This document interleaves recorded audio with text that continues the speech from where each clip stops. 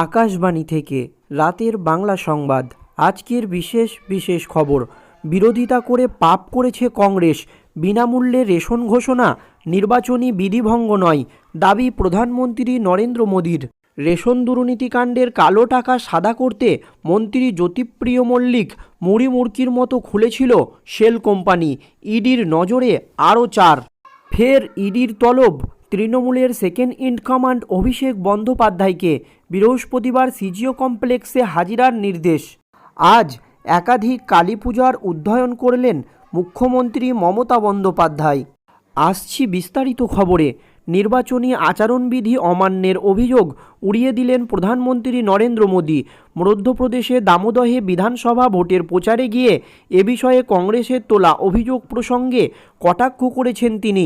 বিজেপির জনসভায় বুধবার মোদীর মন্তব্য, কংগ্রেস বিনামূল্যে রেশন দেওয়া নিয়ে যদি নির্বাচন কমিশনে অভিযোগ জানানোর পাপ করতে চায় তো করুক, আমি মানুষের ভালোর জন্যই কাজ করে যাব। 5 রাজ্যের বিধানসভা ভোট ঘোষণার পরেই মোদী প্রতিশ্রুতি দিয়েছিলেন আগামী 5 বছর 80 কোটিরও বেশি মানুষকে বিনামূল্যে রেশন সরবরাহ করবে কেন্দ্রীয় সরকার। শনিবার ছত্তিশগড়ের বিধানসভা ভোটের প্রচারে গিয়ে তিনি বলেছিলেন, আমি সিদ্ধান্ত নিয়েছি বিজেপি সরকার দেশের 80 কোটির বেশি দরিদ্র মানুষকে বিনামূল্যে রেশন দেওয়ার প্রকল্প আরও 5 বছর বাড়িয়ে দেবে। মানুষের ভালোবাসা এবং আশীর্বাদ সবসময় আমাকে পবিত্র সিদ্ধান্ত নেওয়ার শক্তি দেয়। ভোট প্রচারে গিয়ে প্রধানমন্ত্রী মোদীর কর্মসূচি ঘোষণাকে নির্বাচনী আচরণবিধি ভঙ্গ বলে অভিযোগ করেছিল কংগ্রেস, কিন্তু তা খারিজ করে এবার মধ্যপ্রদেশের জনতাকে আগামী 5 বছর বিনামূল্যে রেশন সরবরাহের প্রতিশ্রুতি দিয়েছেন তিনি। পাশাপাশি তার অঙ্গীকার, পরবর্তী লোকসভা নির্বাচনে জিতে ভারতকে বিশ্বের 3য় বৃহত্তম আর্থিক শক্তিতে পরিণত করবেন তিনি। মধ্যপ্রদেশের পূর্ববর্তমান মুখ্যমন্ত্রী কমলনাথের সরকার এবং রাজস্থান ও ছত্তিশগড়ে কংগ্রেসের সরকার দুর্নীতিগ্রস্ত বলে অভিযোগ তুলেন প্রধানমন্ত্রী নরেন্দ্র মোদী। উন্নয়নের প্রতিশ্রুতি দিয়ে ক্ষমতায় এসে ওদের মুখ্যমন্ত্রীরা কালো টাকা জমিয়েছে, তারও খোঁজ মিলেছে বলেন প্রধানমন্ত্রী নরেন্দ্র মোদী। কেঁচো খুঁড়তে খুঁড়তে ফের কেউটে। রেশন দুর্নীতি কাণ্ডে ধৃত জ্যোতিপ্রিয় মল্লিকের 3টি শেল কোম্পানির হদিশ আগেই পেয়েছিল কেন্দ্রীয় তদন্তকারী সংস্থা ইডি।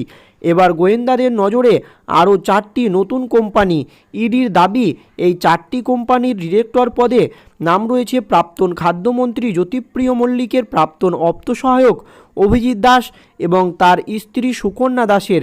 কেন হঠাৎ 4টি কোম্পানি খুলে ফেললেন মন্ত্রীর অর্থসহায়ক? কোথা থেকে এলো এত টাকা? তাহলে কি কালো টাকা সাদা করাই ছিল ওই কোম্পানিগুলোর উদ্দেশ্য? এখন সেই সব প্রশ্নের উত্তর খুঁজছেন গোয়েন্দারা। ইডির দাবি, এর মধ্যে 3টি কোম্পানির ঠিকানা এক কলকাতা ইস্টার্ন রোড এলাকায়, আর চতুর্থ কোম্পানির ঠিকানা হাওড়া ব্যাটরা। 2011 সালের 1 সেপ্টেম্বর এবং 2011 সালের 14 নভেম্বর, এছাড়াও 2015 সালের 3 আগস্ট এবং 2016 সালের 10 নভেম্বর এই 4টি বেসরকারি কোম্পানির ডিরেক্টর পদে যোগদান করেন সুকন্যা ও অভিজিৎ দাস। এর আগে অভিজিৎ দাস জ্যোতিপ্রিয়ের প্রাক্তন অর্থসহায়ককে জিজ্ঞাসাবাদ করেছিল ইডি। তাকে বেশ কিছু নথিও আনতে বলা হয়েছিল। এবার সেই অভিজিৎ ও তার স্ত্রীর নামে 4টি প্রাইভেট কোম্পানির হদিশ। এর আগে জ্যোতিপ্রিয় সিইও শান্তনু ভট্টাচার্য এবং সিপি জেনা বাঁকুড়ার 2টি কোম্পানির ডামি পার্টনার হিসাবে অংশদারিত্ব ছিল। সিপি জেনা বয়ানে ইডিকে জানান, শান্তনুর কথাতেই ওই 2 অ্যাকাউন্টে 16 কোটি 80 লক্ষ টাকা রাখা হয়েছিল। কোথা থেকে এসেছিল এত টাকা? এর আগে জ্যোতিপ্রিয়র 3টি শেল কোম্পানির হদিশ পায় ইডি। সেই 3 কোম্পানির মাধ্যমে 20 কোটি টাকা বাঁকুড়ার 2 ফার্মে গিয়েছিল বলে অভিযোগ ইডির। সেই জায়গা থেকেই এবার জ্যোতিপ্রিয় ঘনিষ্ঠদের কোম্পানি ইডির নজরে।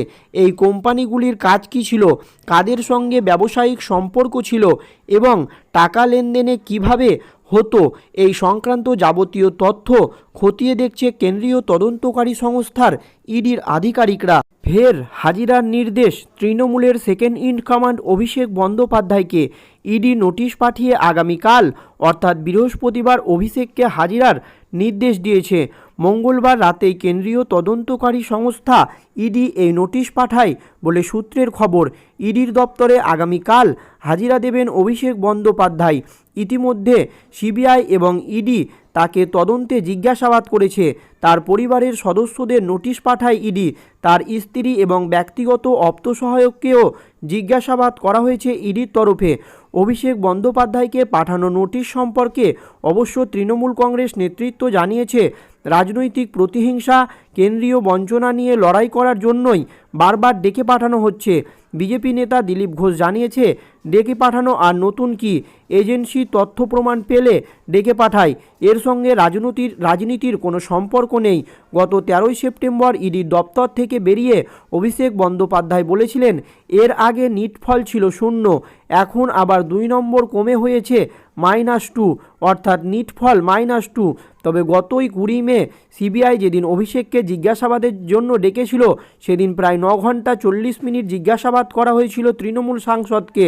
নিয়োগ সংক্রান্ত মামলা সূত্রে গত 13ই সেপ্টেম্বর ঠিক 9 ঘন্টা 15 মিনিট পর ইডির দপ্তর থেকে বেরোয় অভিষেক বলেছিলেন, আমাকে টানা 4 দিন জেরা করলেও মেরুদণ্ড বিক্রি করব না, কারণ আমার বশ্যতা স্বীকার করতে জানি না। তবে ইডিকে আমি দোষ দিই না, ওরা কর্মী মাত্র, নির্দেশ পালন করাই ওদের কাজ। এইভাবেই কটাক্ষ করেছিলেন ইডিকে তৃণমূলের second in command Abhishek Bandyopadhyay. গত কয়েক বছর ধরেই শহরের বিখ্যাত দুর্গাপুজো, কালী পুজো মণ্ডপগুলির উদ্বোধন করে থাকেন মুখ্যমন্ত্রী মমতা বন্দ্যোপাধ্যায়, কিন্তু এবছর তার পায়ে চোট থাকায় মণ্ডপে গিয়ে তিনি দরঘাটন করতে পারেননি।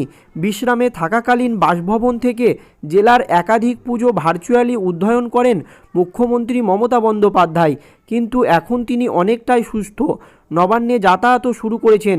এ অবস্থায় কালী পুজোর উদ্বোধনে তিনি করবেন মণ্ডপে গিয়ে।